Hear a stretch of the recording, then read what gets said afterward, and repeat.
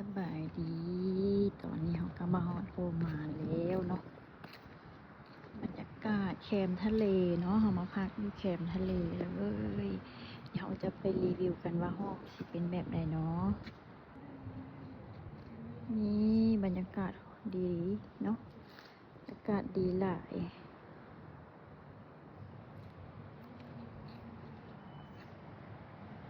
เดี๋ยวเราจะไปเบิ่งห้องกันเลยเนาะว่าห้อง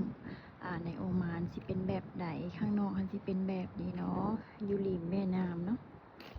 ตอนนี้เราก็ได้ห้องมาแล้วเนาะอันนี้ก็แม่งกระเจมีแมวเด้เนาะบ่อนเก่าบ่อนเดิมบ่อนเฮามาเท่าแล้วนี่เนาะเขาจะมารีวิวห้องกันเลยนี่เราจะเข้าไปเลยเนาะก็จะมาเปิดกระเจแล้วเนาะห้อง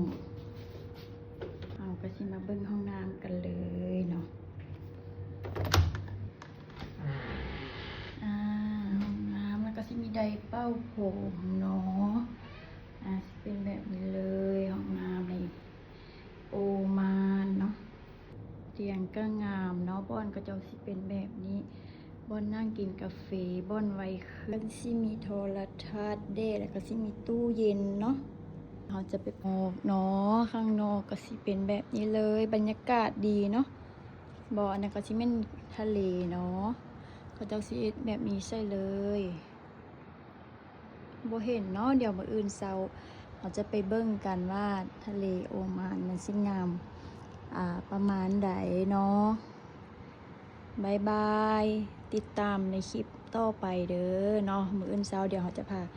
ไปเบิ่งทะเลในประเทศโอมานเนาะบายบายฝากกดไลค์กดติดตามเลยเด้อ